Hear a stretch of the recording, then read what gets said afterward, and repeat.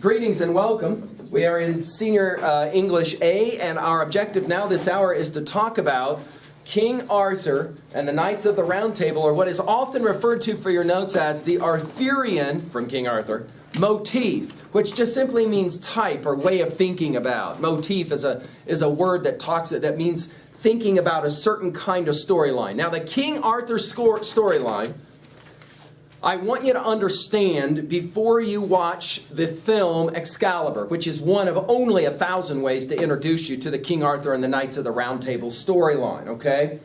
All of the stories about King Arthur, though, have a certain kind of linear understanding, okay? And I want to outline that for you.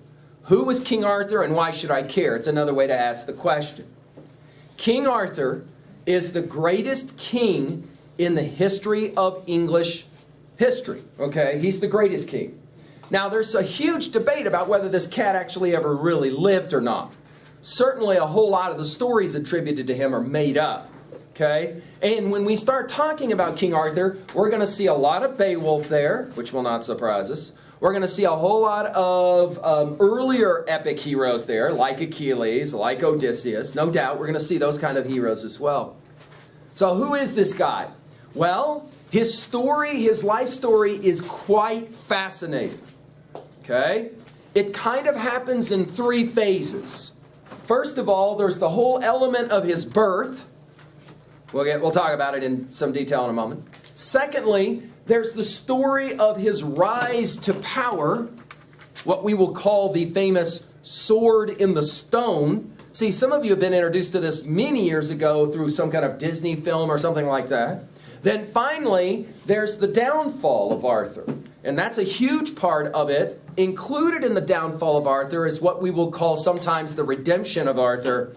And that, of course, has to do with the Holy Cup of Christ, or the Holy Grail, and the search for the Holy Grail. Now, a number of you have seen Monty Python's satiric spoof on the quest for the Holy Grail and all of that, but you didn't maybe completely comprehend all of the joking that was a part of that. Strange women lying in ponds is no basis for a system of government and all of that kind of thing.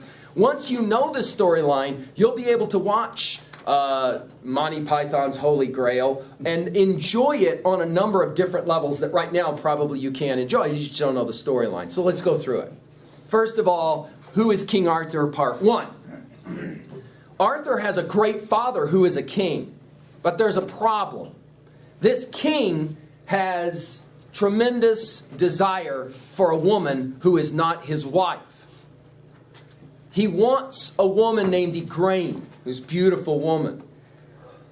However, she's already married to another king. For those of you that say, wow, this sounds a whole lot like that story from the Greek epic where Paris steals the wife of Menelaus, the king of Sparta, you got it. Through the help of the famous wizard, Merlin, and he plays a really important role in our story, King Arthur is conceived. Okay?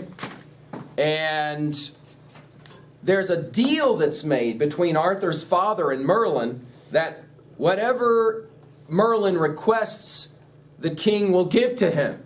Well, Merlin's request is the child, Arthur. So much like Paris, Arthur is taken at birth away from his father, away from the woman who bore him, not really his mother, but obviously his mom. And Arthur is then raised, much like Paris, he's raised away from his direct family, okay? He is raised in a family of knights. And as a very young man, Arthur is going to be a helper to his brother Kay, another knight. In a very interesting series of events, however, Arthur's father has acquired a very special sword. This sword is named. We find out, in fact, that many, many years ago, people would name swords. They became very famous relics, and they received names. Now, we already know this because there's a famous sword in the epic poem Beowulf. You'll maybe recall the name of the sword was Hrunting. A famous sword. It's given a name because it's got so many generations. It survived war, etc., etc. This sword is called Excalibur. The Sword of Kings, it's called. And the idea is, once you have this sword, you have the right to rule. You have the right to rule. So, where does the sword come from? Well, it actually comes from God, is the way to think of it. It comes from special magic. It comes from the Lady of the Lake, she's referred to, okay? Which is kind of like a deity, spirit that lives in the lake that will appropriate this sword. Arthur's father has this sword. It's what allows him to be able to wield power. However, he has this bad moment where he sleeps with Igraine, and there's the product of Arthur. And in the process of this, he himself ultimately will be attacked. Right before his death, he will take Excalibur and he'll stick it in the side of a rock. He'll shove it into a rock. And he will say, whoever pulls the sword from the stone will be king. And nobody can do it. Many, many men try. None of them can do it. Ironically, King Arthur, as a young boy, is the one who does it. Now, the reason is because he has already been decided by God to be king. In other words, there's something special about this King Arthur. Now, let's point out right away, King Arthur is what we would say in, legitimate terms. He is illegitimate. He is a bastard, right, we would call it. And to that degree, immediately when Arthur pulls the sword from the stone, there are a lot of the knights who immediately say, we will not support King Arthur. We don't know about his father. We don't know about his mother. He was raised by Merlin. He's kind of this strange kid. We don't want to have anything to do with him. And immediately there's civil war. And that's an important moment in the story because Arthur must be the great unifier. And that's what he is. He brings all of the disparate warring bands together through defeat in battle. Ultimately, they decide, wow, this is some kind of king, and they decide to give up allegiance to him. The next thing Arthur does is he decides to build a city. That city he calls Camelot. Camelot. It's a famous city because it's the city where King Arthur himself will live, and it's the city where he will provide the rules, the governing power for all of the different principalities and kind of small states and that type of thing. Then Arthur builds a castle. He puts it right in the heart of this city, Camelot. This is an amazing castle. None ever seen so beautiful. Then, in the center of the castle, a special room, the room of the king. Then, in the center of that room, the most sacred object in all of Camelot. It is a table, but not a square table, a round table. Now, this is huge for your notes. Dude, what is up with a round table, not a square table? The answer, of course, is what? A square table, you have a head of the table who shows the most important person, right? So, for example, if you have the table, the most important person is at one end, and then everybody else is at the rest of the table, right? A square table. Round table, what? There is no single person who's most important. This is important. Arthur, in many ways, invents the idea of democracy, equality. When he is sitting at that table along with his knights, he is equal to them. Of course, Excalibur lays on the table as the sword of kings to give Arthur the power. In other words, he has the power to tell everybody what to do, but he doesn't wield that power in that way. Rather, he is a great king. He is what we would call gracious. He gives his knights the opportunity to be equal with him. They have a voice. They can actually disagree with him and stuff. Finally, to kind of top all of this off, Arthur decides to take a wife. Her name is Guinevere, and he marries. So the first part of our story is the rise of King Arthur and the drawing of the Sword of the Stone. The second part of our story is Arthur's building of Camelot, and more particularly that special room with that special table. And now the third part of our story, and this is kind of the tragic part of our story, and yet it's kind of inevitable. Arthur has a close pal. He's the greatest fighting man in all of Arthur's realm. He's far superior to King Arthur as a fighter. His name is Lancelot. Now what's interesting is Lancelot is not actually English. He's actually from France. And he's tremendously gifted with the sword. He can fight really well. However, when Arthur and Lancelot meet, they have a duel, and Arthur calls on Excalibur the sword, and he defeats Lancelot. It's kind of cheating because he uses the magic. But Lancelot will pledge forever his loyalty to King Arthur. And we understand something through this story called chivalry. Now that's an interesting word, chivalry. That word means loyalty to the king and queen. If you are a knight, you go through a process where ultimately you are knighted. You would kneel in front of the king. The king would use this special sword, Excalibur. He's going to touch both shoulders and the top of your head. And then you become a knight. What does that mean? For the rest of your life, you pledge loyalty to the king and to the queen. In other words, you basically defend him, you fight for him, you fight until you die. Lancelot pledges his undying loyalty to Arthur. And then he turns around and he sleeps with Arthur's wife, Guinevere.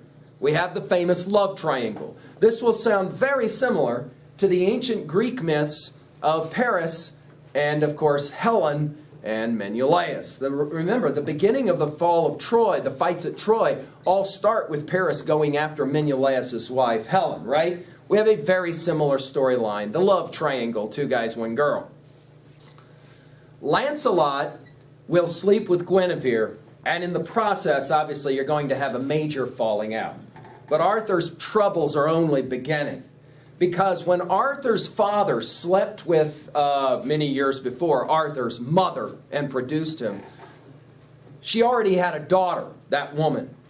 Okay? She already had a daughter. Igraine had a daughter. And her name was Morgana.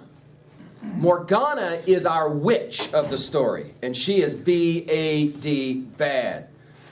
She is very angry at Arthur and at Merlin. It is her promise that she will bring Arthur down. The way she does it is to use magic. She actually will sleep with her stepbrother Arthur. So you can kind of see how you have all kinds of dysfunctionalism at play here, right? And from this product will come Mordred.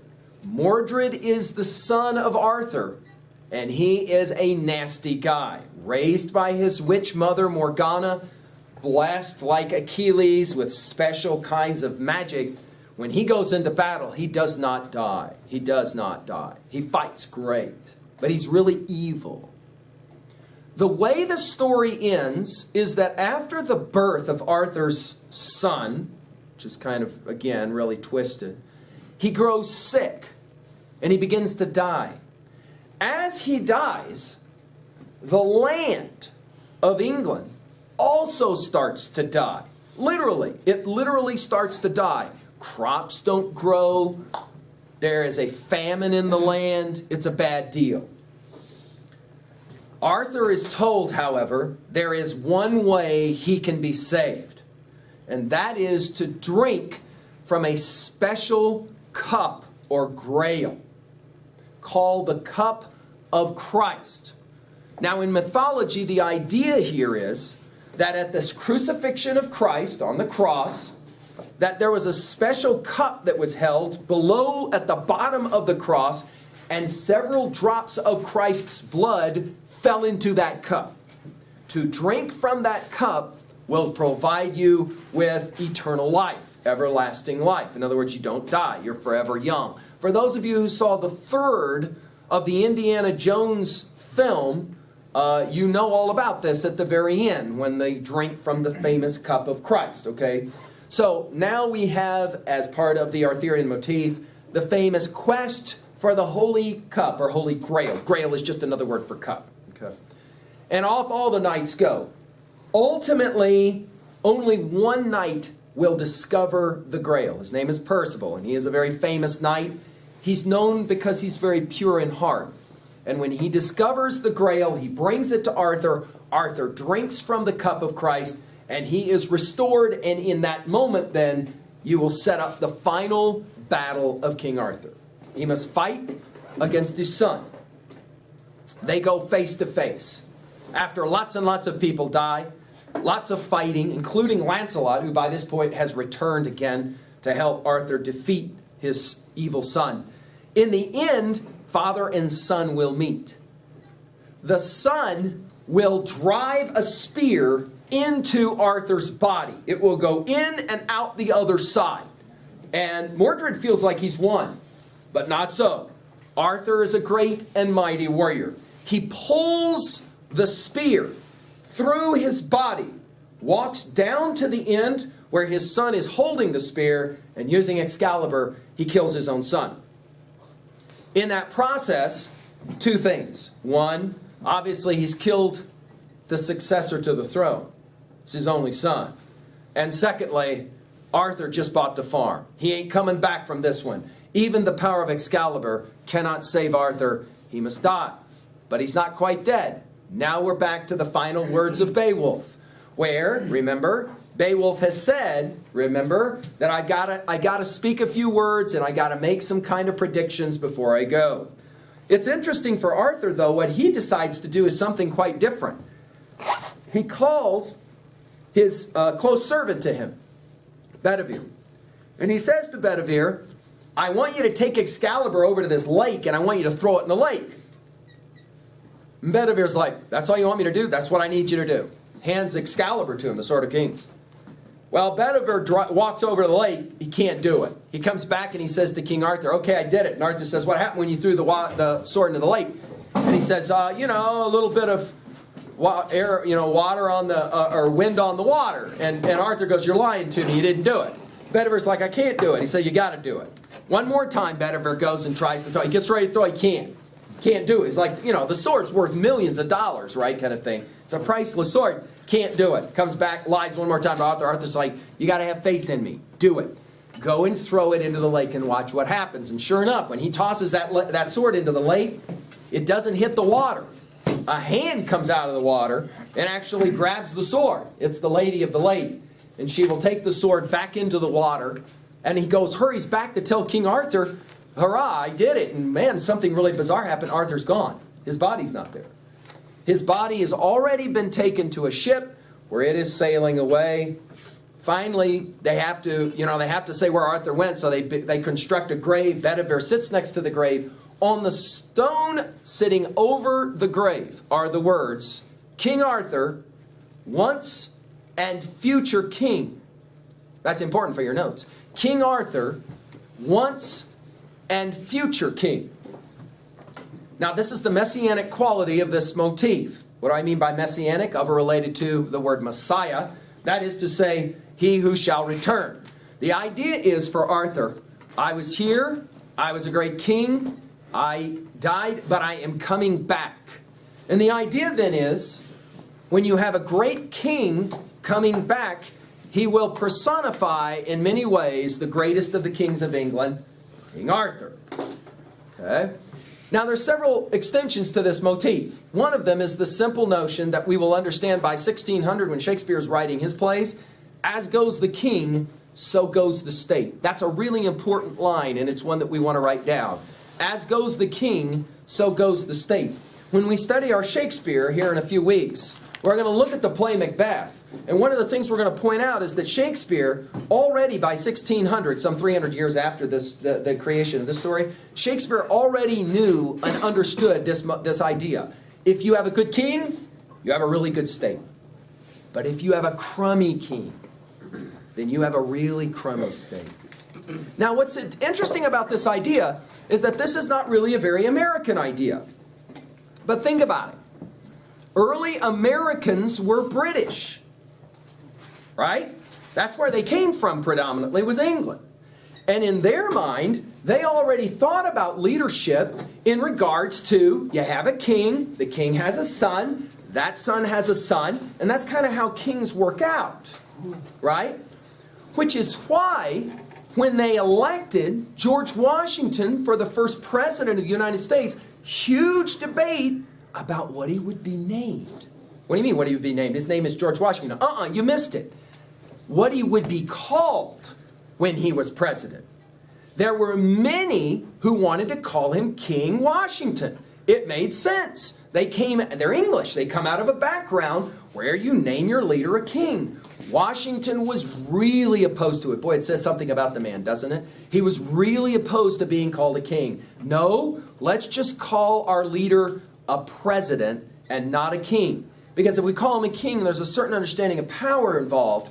And in the American mentality, you're president or leader for a certain period of time, and then there is a vote that takes place, and you either continue to be the leader or you don't continue to be the leader. That's quite different from the English understanding of the monarchy. That's not to say, however, that we in America have not been heavily influenced by this motif. Let me give you an example. Arguably one of the most popular presidents in the history of the presidency was a guy named John F. Kennedy. Kennedy was an interesting cat for a number of reasons. When he was elected to office, he was the youngest president. He came into office as a young man with a young, beautiful wife and children.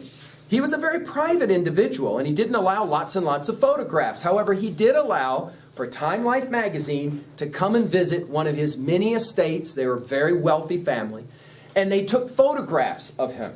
Some of you have maybe seen these photographs. He's sailing in his yacht. He's throwing a football. He's sitting next to his pool with his beautiful wife and his children. He's playing with his children. These photographs were very famous because they showed him as being kind of a normal guy, human, etc., etc.